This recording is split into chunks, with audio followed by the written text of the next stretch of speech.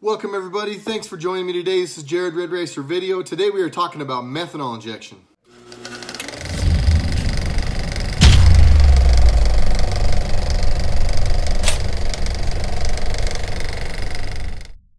Thanks again everybody for joining me. Before I get into it, real quick, I want to get the YouTube stuff out of the way. For those of you who have not already, please hit the like and subscribe button if you like what you see here today. This is a channel based solely on GM performance, late model GM performance, and it is showcased via my 2016 1SS Camaro Lola.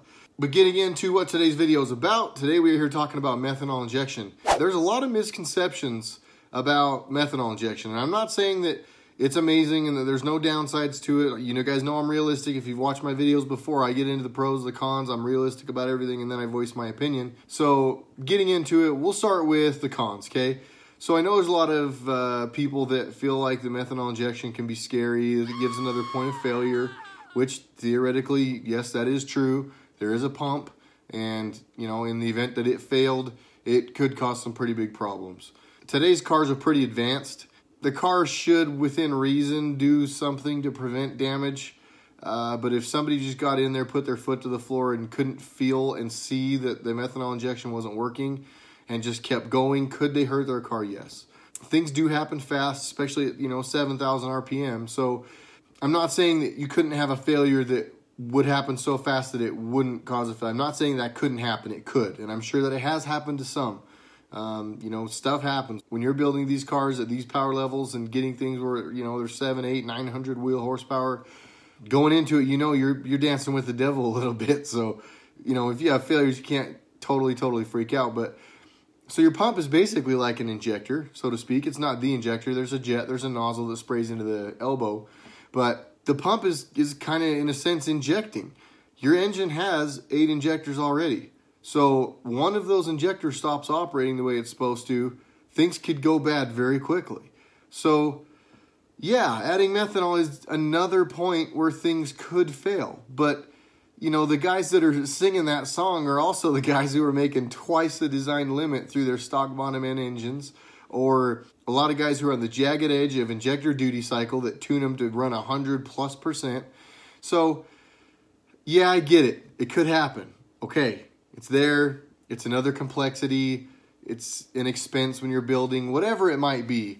I see what the cons are. And in my opinion, as far as I can hear, that's really the only con of methanol injection.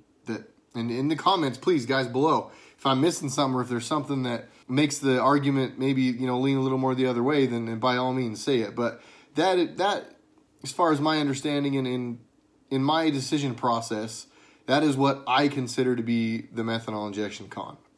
Methanol injection pros. It cools, it cleans, and it boosts octane.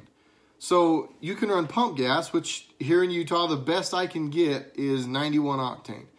I'm sure there's some stations somewhere that I can get some crazy race fuel, but I'm talking like drive the car around, have it be a street car, because I am all about having my car be a street car. Not like it can actually be driven on the street legally, technically, because it has lights and all. I'm talking like an actual driven on the street, full interior, no roll cage. I do drive it during the summer almost every day, street car. Because of that, I want to be able to get 91 octane pump gas and have a car that makes 772 wheel and 788 foot-pounds of torque. That is obviously on E85 if you watch my videos, so I'm going to be less than that on pump gas.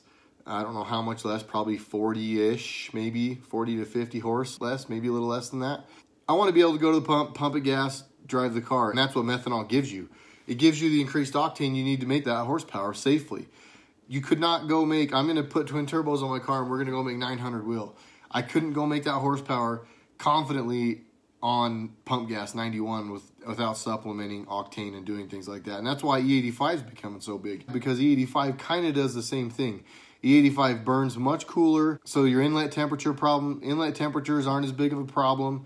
On a positive displacement supercharged car, I still think methanol injection is necessary, because even though the E85 is burning cooler, it is having a lot more increased inlet temperature. So I still think that on a positive displacement supercharged car, regardless of fuel, methanol injection is, I think it's a no-brainer. But I'm not implying that people that don't use it have no brain. I'm just saying that it seems like you would want to do it. So that's one of the things it does. It basically takes your 91 octane fuel and puts you somewhere around 100. So that's a lot of increased octane, and that allows for a lot of increased power. That's helping people, you know, make crazy amounts of power. You can also inject more methanol. I'm only on a single nozzle system. We don't get crazy. By we, I mean JDP. They don't get crazy. They're not tuning the car to just really, really rely on methanol. It's there for its benefits. And then you tune it in such a fashion that, like I say, in the event that there is a failure, pump failure or something, the car doesn't just immediately pop. So increased octane makes a bunch of extra power. That's why you do it, for one of the things. Cooling. Methanol injection. Methanol burns or evaporates. It flashes very, very cool. Meaning that when it's evaporating, it doesn't just evaporate. And kind of like if you had water on your hand, you just held your hand out and you let it evaporate on your hand, you wouldn't feel the water evaporate on your hand. Like it would feel a little cool, and that's why you're cold in the summer when you're outside in the water. The cool you're feeling is the water evaporating off your body. But methanol, if you sat it on your hand, it would feel very cold as it evaporates because it flashes cold. And I might miss my terminology a little bit, but I'm close to what I'm talking about here. I kind of know what I'm saying. So there's an argument that especially on a positive displacement supercharged car, that methanol injection is a bad thing because that methanol is spraying in the inlet and then going onto your rotors. And yes, but in my experience, and I said this in one of my previous videos, but I've spilled, you know, just a little methanol on my hands or on the shock tower somewhere when I've been filling up my methanol. And I mean, as fast as I can wipe it off or get a rag, it's gone. Like I get it on my fingers, I don't even wipe it off anymore. I just rub my fingers together like 3 times and it's gone. So if it goes into a hot supercharger, there's no way it's making it in there and sitting on those rotors. I mean, it's flashing and it's gone immediately. But when it flashes, that flash, when it evaporates, that cooling you would feel if it was on your hand, that is what you love methanol for. It does the same thing to that air. So that really hot air that was inside of that blower, instead of being really hot air now, has got that methanol in there flashing real cool, and it's drastically decreasing inlet temperatures, which reduces knock, which makes things safer, which cooler air makes more power, on and on and on. So another pro, one of the 2 pros, cools, cleans, boosts octane. We've talked about boost octane, we've talked about cools, and now we'll get into cleaning a little bit. Especially on direct injection engines, the cleaning is massively beneficial. The methanol injection's cleaning is massively beneficial because in a direct injected engine, your injectors are spraying into the cylinder, where in a port injected car, like most of us still are used to and most of us still have, that fuel injection occurs outside of the cylinder and it goes past valves into the engine for the engine to make power. So when it's doing that, you are spraying that fuel on the back of those cylinder, or on the back of those valves rather, and it's cleaning off carbon and all the muck and guck that sits in there. There's oil, there's gas, there's smog, there's smoke, there's soot. I mean, you name it. You know, think about the explosion that happens inside of that cylinder and then comes out. It's got to go past all those valves. It sits on those valves. It gets dirty. It cakes up, starts causing problems.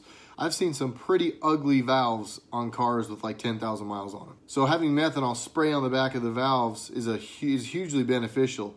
It doesn't spray on it, you know, because it's like I say, it's flashing well before that point, but that is in all of the air and all of the everything that's then getting jammed into that cylinder. So you are getting a chemical that will clean on the back of the valves where you would not otherwise have that if you were not running methanol injection on a direct injected engine. But that's why I run methanol injection. Those are the pros and the cons of methanol injection. I'm sure I went heavy on the pros and light on the cons because I like methanol injection. I think it's very smart. I feel the benefits. I see the benefits. I can feel when it starts to inject. I know what it's doing for my car. And I know that the components that I use, being ALKY control methanol injection kits, I know that those pumps are going to last. We've seen, and I say we, JDP, I talked to Jordan a lot. JDP has seen, I think, 2 pump, and they weren't failures. They just started to leak. And we're talking about hundreds of kits installed. So again, I'm not saying that you can't have failures and that methanol couldn't be a problem, but in my opinion, the pros way outweigh the cons, especially on direct injected engines like our Camaros and Corvettes with these LT1s. Run it, don't run it, it's up to you. Like the tuning school would say, which is better, E85 or methanol injection? Run both. And that's what I'm probably going to do because I firmly believe in the benefits of having it. Thanks for watching. Hopefully this wasn't boring. This is my first video breaking into these kind of things. These videos may be a little more boring because you are looking at me a little bit more. I apologize, but it's going to be full of good information. I will try to get excellent information in the process. Spend a lot of time at JDP with the guys down there, with Jordan, with Jeremy, with everybody. So I will try to get you good information. I'll try to keep my information accurate and unbiased at all times.